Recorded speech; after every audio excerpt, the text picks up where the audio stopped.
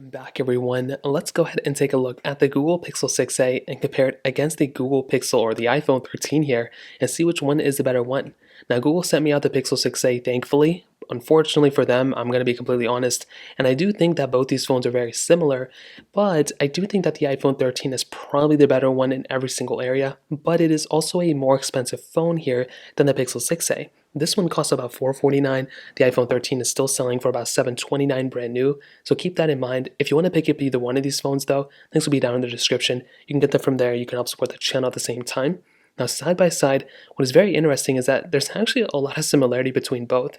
They both have 6.1-inch panels. The iPhone 13 has a 6.1-inch Super Retina XDR OLED panel, and it's a pretty good panel. I've talked about this phone since it first came out. It's pretty much almost the same panel as the iPhone 12, and it's still a very good screen. I don't think it's the best screen that's ever came out from Apple, but it's a pretty good panel. Unfortunately, you still have a notch on this thing, and it's weird for a much cheaper phone on the Pixel 6a.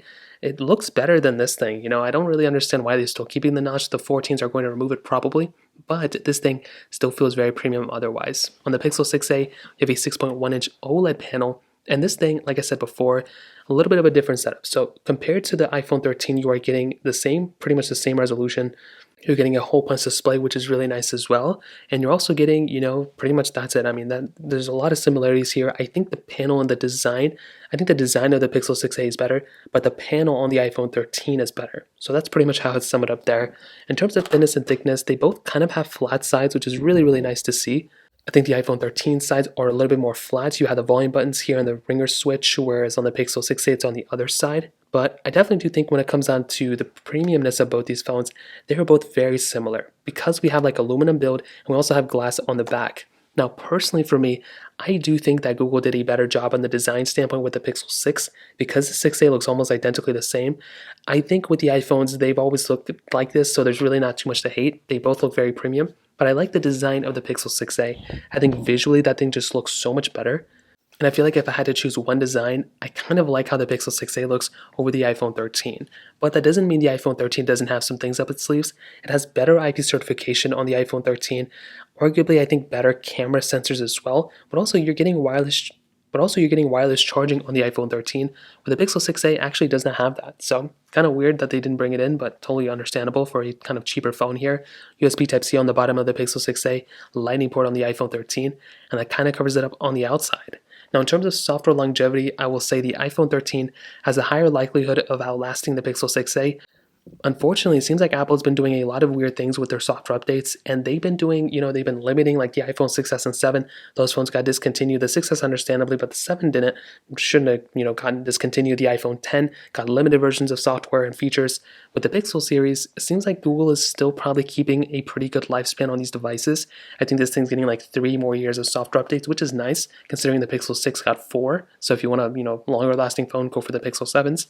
But this is still, going to be a phone that's going to be here for a while. Security updates for quite a bit of time as well. And, both these phones are going to be lasting for many years to come. But the iPhone 13 is probably going to outlast the Pixel 6a when it actually comes down to it. So in terms of that kind of covers it up there as well. Now let's go and do a speed comparison between both these phones. The Pixel 6a has that Google Tensor chipset inside with 6 gigabytes of RAM, where the iPhone 13 has that Apple A15 Bionic chip inside of it with 4 gigabytes of RAM. So let's go and see which one is the faster one between both of these. Okay, let's go and clear the apps in the background, and as you can see, they are cleared out. So let's get into it. Let's do phone calls, I guess. 3, 2, 1. Okay, kind of the same thing, not that big of a difference. 6a is here, Pixel 6a is here, iPhone 13 is here. Camera, 3, 2, 1.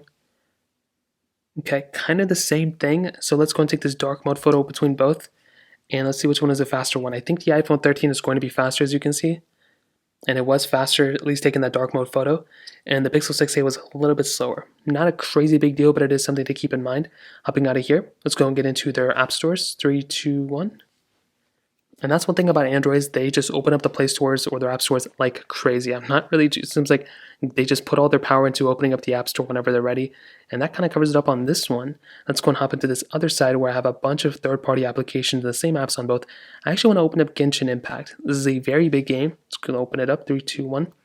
Now I think I'm logged into I'm logged into different accounts on both. So we should theoretically be getting, pretty similar experience between both. They're both up to date. So there shouldn't be too many differences. And we can see on the iPhone 13, it looks to be a little bit ahead compared to the Pixel 6a. And this is a very large game. As you can see, I always get logged out for here for some reason. And as on in the Pixel 6a, we did get into it a little bit, after. So definitely, I will say the Pixel 6a a little bit slower. So keep that in mind. Snag first blocks 3, 2, 1. But it really wasn't that big of a deal either. I want to give the impression that the Pixel 6a was so much slower. And you can see here it was actually faster on the Pixel 6a as well. So very cool. We're seeing a little bit of a better improvement there. Excuse me. But I will say that we're overall getting a smoother app opening experience on the iPhone 13. Dropbox 321, meaning that when I click on the application and I open it, I feel like it's a smoother experience. And that's a very important thing to keep in mind when you're going to, because that's going to translate over to, like animations and closing in and out of applications. You're going to be noticing a little bit more choppier experience on the Pixel 6a, but that's totally okay because, like I said, it's a budget tier, it's a budget kind of phone. Twitter, Pixel 6a was actually faster there. Very, very good to see. It's going to hop out of here. Temple Run 2, 3, 2, 1. And actually, I don't know which one. Probably with the Pixel 6a because this one was on downloaded content. So we do have to give a little bit of the benefit of the doubt to the iPhone 13 for being a little bit slower there, just because it was downloading the content. So that's kind of what happens with games like this. It's totally understandable. Hopping out of this one, let's go and get into the next one, which is Facebook. 3, 2, 1. And I was logged in here too, so that's probably one thing to keep in mind. Hopping out of there, let's go do Snapchat 3, 2, 1. Was logged into an account here and I just got logged out. Pixel 6a was not logged in, so keep that in mind. Let's go and get into something like, Netflix, which I don't even have here. But I think overall we kind of have a good assumption of which one is which.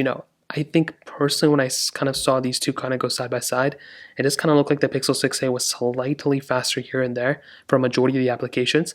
But for simple things like I mentioned before, with app opening and closing applications, the animations are much smoother on the iPhone 13. I also feel like the camera, when you went ahead and take photos and stuff like that, that was also a little bit smoother on the iPhone 13. And that actually brings us to the camera portion. And this is what's actually very interesting between both. So with the iPhone 13 and the Pixel 6a, we're getting almost the same exact type of camera layout. So wide and ultra-wide sensors on both, dual camera setups, single camera setups on front. We can do 4K at 60 on the back of both these cameras, which is great. Unfortunately, the Pixel 6a can only do 1080p on the front, where the iPhone 13 can actually do 4K at 60 on the front as well. Now, when I look at both these phones, if we're starting off with the Pixel 6a, I don't really think this camera is a bad camera. I feel like Pixels, recently have been doing a very good job. I will say since the Pixel 5, it's been a pretty big improvement. The original Pixel was awesome, and this one, the last couple ones, they kind of flopped a little here and there. But with this camera, I think it's good. I feel like the quality is pretty decent.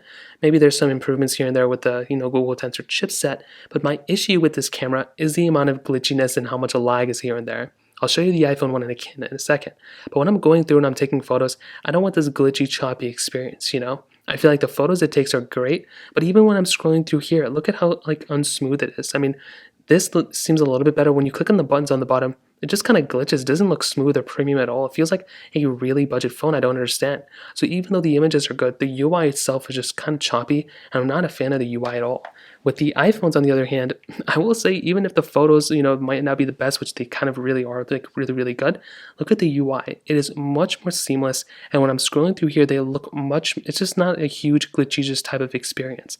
On top of that, if you're zooming in and out of a photo, look how smooth that is. That is such a smooth experience, and that's something I love. And you saw in the Pixels, they just kind of glitch in and out. I don't really understand that. A lot of Android phones are like that too. I will say though, the photos between both are probably really good, but the iPhone 13 I think is the better camera here. You're getting a better front-facing camera. I feel like the lenses on the iPhones are really good as well. So you've already seen me do 30,000 camera comparisons here. I think when it comes down to it, the iPhone 13 is probably the better camera, but I still feel like the Pixel 6a camera is still very good for the price tag as well. I will also want to add one more thing with the battery life. You are actually getting a better battery life from what I've tested on the Pixel 6a than on the iPhone 13. I'll also be doing a full-on battery comparison test between these two, but from what I tested and from everything that I saw, I feel like the Pixel 6a battery life is actually very, very good for what type of phone this is in my opinion. And now this kind of takes us to the end of the video. And to be completely honest, I think the Pixel 6a did a pretty good job today compared to the iPhone 13. And considering this phone is how expensive as it is, at $829 for this type of device, that is fairly pricey for a phone. And for this one, for being about almost $400 cheaper, it does not feel like a $400 cheaper device. The iPhone 13 probably is going to be sold for $500, probably less in the used market in the next coming months. But this one, for being $449 brand new, is actually very insane. You're actually getting a pretty good phone.